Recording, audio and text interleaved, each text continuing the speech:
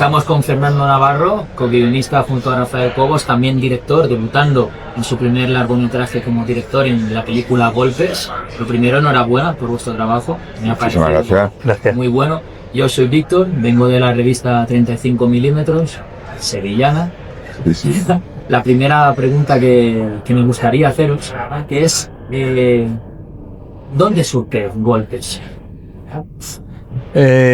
Bueno, surge a lo mejor si nos remontamos a la realidad, de una amistad, ¿no? Del deseo de prolongar el hecho de seguir viéndonos, ¿no? Que yo he llegado, a lo mejor tú no lo ves tan así, yo he llegado a una sensación o a una idea que tengo, que es que quiero hacer cine con amigos. Entonces siempre que pueda hacer cine con amigos lo voy a querer hacer, y eso yo creo que está siempre detrás, no se dice mucho, pero está detrás de muchas de las decisiones artísticas que tomamos.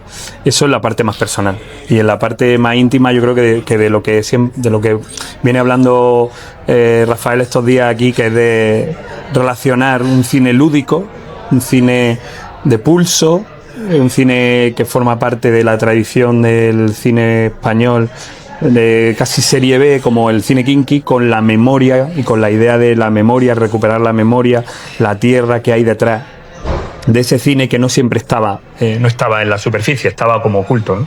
Exacto, yo creo que como ha hecho Fernando, a lo mejor el arranque está más relacionado con esto de volvamos al cine kinky, y poco a poco, como fue un proceso largo en el que fuimos destilando despacito de historia, se fue revelando el tema de la memoria, ¿no?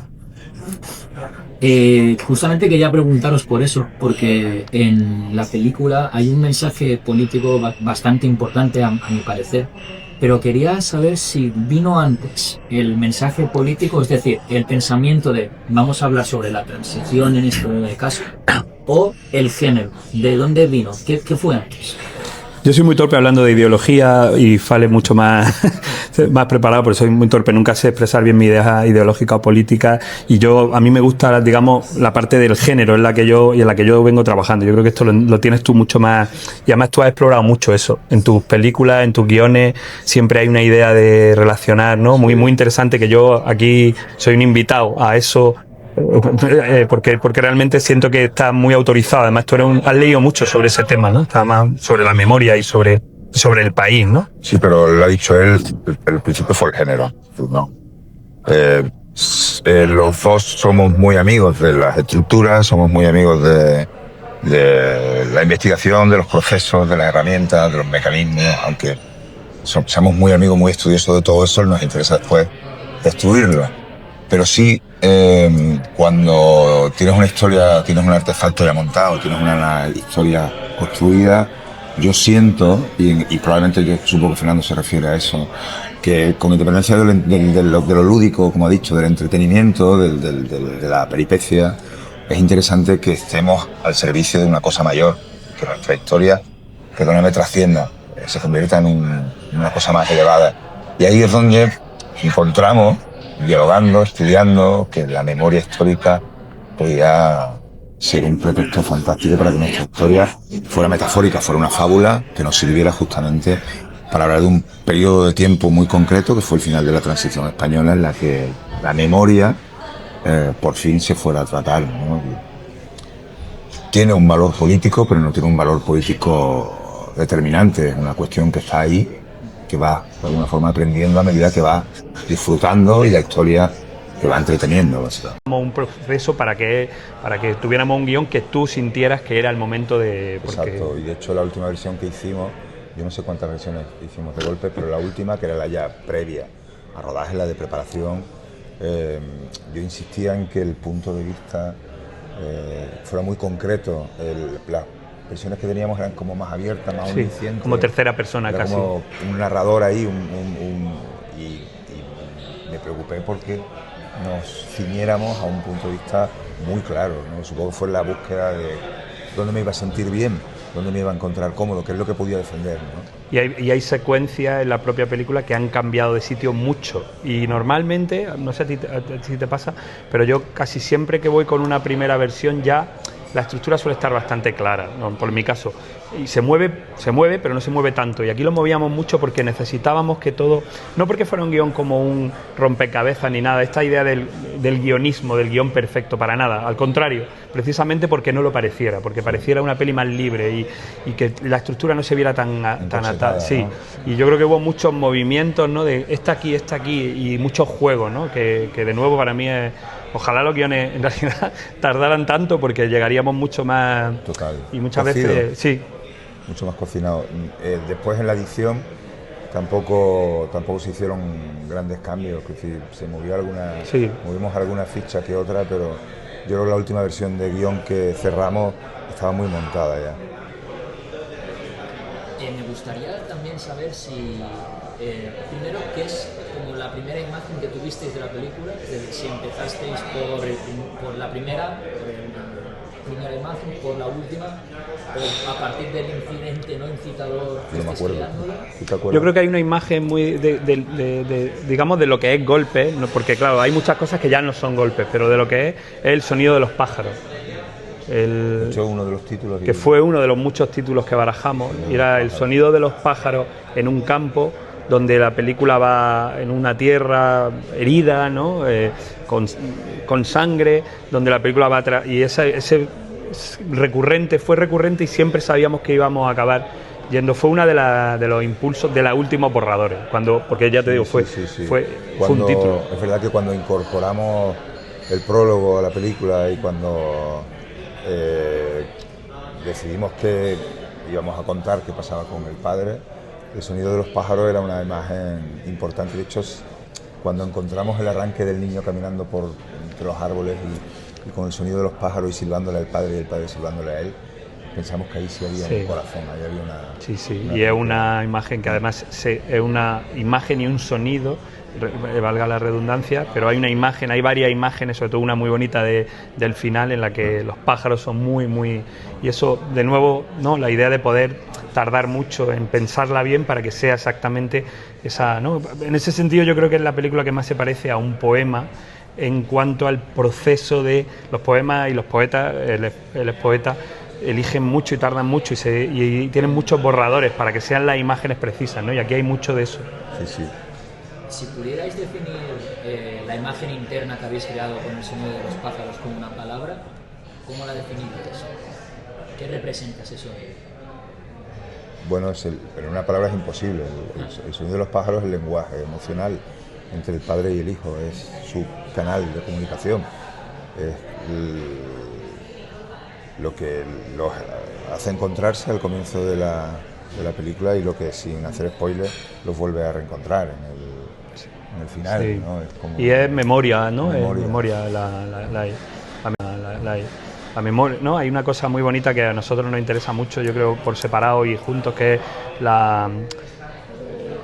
los recuerdos, ¿no? El momento en el que y la infancia para esa idea de que algo se queda impregnado, ¿no? Y forma parte de ti, y tú a lo mejor tardas en darte cuenta de que eso forma parte de ti, ¿no? Las metáforas de la naturaleza, a las que tú los espacios, la piel, la sangre, la tierra, esa idea de que el campo forma parte, en este caso de que el paisaje forma parte de los personajes, eso era muy importante, ¿no? Hay una imagen que fue de las últimas que incorporamos, que son las gafas del padre, que se las pone el niño Miguel, y para ver cómo ve el padre, se sitúa en la posición del padre y cómo vio mi padre la vida, justamente después de una conversación que han tenido su hermano y su padre, en el que discuten fundamentalmente por política, y cómo al final el que encuentra esas gafas es el hermano mayor, es Tosar, el que encuentra la gafa, ¿no? Este diálogo entre yo ahora voy a mirar como papá, o yo soy capaz de ponerme en la mirada de papá, yo he hecho el viaje de transformador y el viaje heroico de liberación, me parece que también es una imagen que atomiza mucho la película y la relación entre los hermanos y la relación entre los hermanos y el padre, ¿no? Fue una de las últimas imágenes que incorporamos y creo que es bastante gráfica también. Y para crear a los personajes de Miguel y Sabino, ¿cómo fue vuestro proceso? ¿Ya sabíais que uno iba a tener ese punto frente al padre? Es decir, no vamos a hacer spoilers, pero que ¿Uno era ladrón y otro era policía? ¿O lo creasteis como que uno su relación junto al padre es de una manera, otro otra? ¿Fue conjunta? ¿Cómo fue surgiendo ese No me acuerdo, la verdad es que no me acuerdo. De hecho, no, bueno, lo de un ladrón y un policía hermano sí. Eso sí tuvo desde el principio. Sí, pero hay cosas que cambiaban. Por ejemplo, había muchas veces el Sabino aficionado al teatro fue muy tardío. Verdad, claro. Al principio era un policía más relacionado con la imagen o la idea que tenemos de un policía que viene del franquismo, ¿no? Y eso se movía a veces entre cuál de ellos lee poesía, cuál no, cuál es el contestatario. Hubo mucha ida y vuelta. De las últimas incorporaciones fue Sabino que leía, Sabino poeta, Sabino sensible, Sí. Sabino que va al teatro, Sabino que es culto, Sabino que tiene esta contradicción entre, ostras, soy un tipo sensible, pero al mismo tiempo soy un terrible hijo de puta, es capaz de quemar la mano de una señora con una plancha, ¿no? Es decir, esta mezcla nos gustaba un montón. Pero apareció, o sea, no fue tan... O sea, era más la idea de un policía y un ladrón hermanos, pero a partir de ahí los personajes se fueron de nuevo. El proceso fue muy rico de ir quitando y poniendo y cambiando. Hay otra que incorporamos muy tardíamente y que finalmente quité de la edición porque se rodó, era esta cosa ansiosa que lleva el personaje de Sabino, un personaje que no es capaz, no tiene herramientas, no tiene mecanismos para solucionar esta herida, tiene ahí que lo tiene mortificado. Y había una secuencia en la que iba un médico y le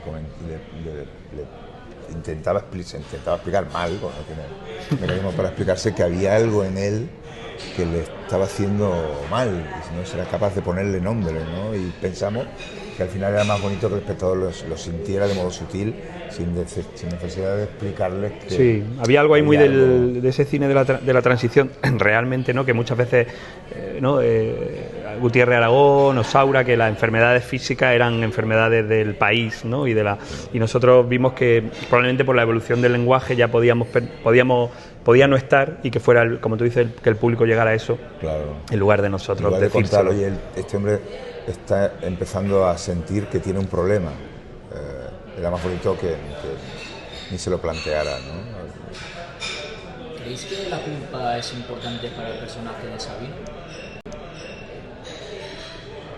La culpa es que es una palabra siempre que yo tengo tan asociada al judio-cristianismo que no sé si es la culpa. Yo no sé si le diría la culpa. Yo tampoco, yo creo que no es un personaje que no se plantea la culpa. Es decir, el personaje de Sabino es el personaje que se ha incorporado por obligación y por responsabilidad al sistema, y no creo que, y justamente su problema viene por no ser consciente, por no tener la habilidad de encontrar dónde está su problema y dónde está su herida. Claro, si lo supiera ya lo hubiera resuelto antes. Si sintiese culpa, ya estaríamos ante un personaje que es consciente de su debilidad, y Sabino no es consciente de su debilidad, tiene un rum, tiene algo ahí que tiene que ver con esta cosa de la fraternal y el amor por el padre, pero también por el espacio y por el lugar y por la tierra y por el amparo, ¿no? O sea, sí. Todo eso está ahí, la tierra está muy presente, como dijo antes Fernando, el espacio, el lugar donde han nacido los personajes, la casa familiar, que es donde al final se soluciona todo. Wow, todo eso tiene que ver con un personaje que está terriblemente desarraigado y que no es consciente en absoluto de que su herida es esa. Y antes has comentado tú, Fernando, que en el proceso de escritura habéis omitido muchas cosas. ¿Cuál era el subtexto más importante para vosotros a la hora de omitir? ¿O con el que más habéis trabajado? Bueno, yo creo que lo ideal es que, o sea, cuando haces una película o escribes un guión en el que hay un componente, digamos, relacionado con la memoria de un país, yo creo que cuanto más elegante y más... O sea, nunca queríamos que pareciera una peli de discurso. Exacto. ¿No? Exacto.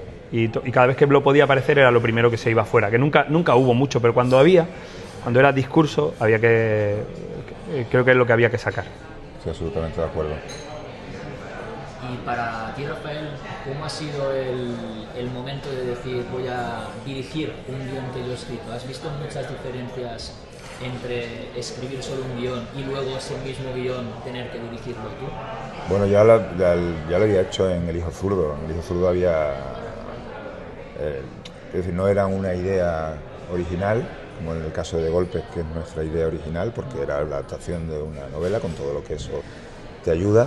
pero es un proceso que ya había vivido. Es verdad que, bueno, aquí asumo solo la responsabilidad de y la posibilidad de equivocarme, pero no era nuevo, ¿no? Todo de alguna forma Sí, te diré que en El hijo zurdo sufrí un montón, sufrí bastante, no sé por qué, porque estoy muy contento del resultado y en Golpes he disfrutado muchísimo, me lo he pasado genial. Yo creo que me habré rodeado mejor o habré encontrado las herramientas de una forma más rápida, pero me lo he pasado genial. Y ya para acabar, ¿cuáles han sido guiones o películas que os han podido influenciar para poder escribir Golpes? Perdón, es que has dicho una cosa que me he recordado. Ayer vi Nouvelle Vague de Linklater y es muy bonito cuando Godard cuenta que él quiere cometer sus propios errores, que quiere dirigir, claro. Está deseando dirigir. La peli va de que ya ha dirigido. Chabrol ya ha dirigido, Truffaut ha dirigido, y él dice, quiero equivocarme yo, quiero cometer mis propios errores, ¿no? Y me has recordado lo que has dicho tú, que era esa idea de, ¿no? Voy a asumir yo. Quiero asumir, es muy bonito. Bueno, en mi caso particular, y hablábamos mucho de esto, yo, como sabes, como ya he dicho, o sea, insisto mucho, soy un loco del western, y para mí tenía muchos western en la cabeza, sobre todo Pat Garrett y Billy el Niño, que es mi western favorito, pero también La Puerta del Cielo, digamos, todos los westerns que dan la idea de que la conquista de América fue algo pactado y asumido y sano y limpio, ¿no? Entonces yo eso los tenía mucho en la cabeza, ¿no? Y a mí Pat Garrett y, digamos, todos los westerns, una vez vuelve el western de Italia y vuelve a Estados Unidos en plena crisis, la guerra de Vietnam, todo ese cine americano, a mí, Michael Cimino, Sam Peckinpah, Monte Hellman, Samuel Fuller incluso, que es anterior pero que tiene algo muy turbio, ¿no? A mí esos westerns para mí me ayudaron a concebir la película, pero eso es una lectura muy personal. Bueno, la misma referencia, la misma. Pues espero que la película os vaya muy bien. Le deseo también a la productora que le vaya mejor que con Las Puertas del Cielo. Eso seguro que os lo agradecerá también. Bueno, ahí es que gastaron tanto dinero. Y mira, y hay una cosa, que La Puerta del Cielo se hundió por una decisión política, en connivencia de los periódicos y los estudios para destruir la figura del autor, y lo consiguieron. Fue una decisión política, no tuvo nada que ver con el público. La película se decidió destruir para acabar con la figura del cineasta libre en la industria americana. En este caso hemos hecho una película en libertad y no creemos que tenga nadie intención de destruirnos a nosotros. Esperemos que no. De último, pues un mensaje para los lectores de la revista 35 milímetros para que vayan a ver vuestra película. Bueno, os lo vaya a pasar en grande. Es una película, yo creo que bastante entretenida, bastante emocional, bastante emocionante. Y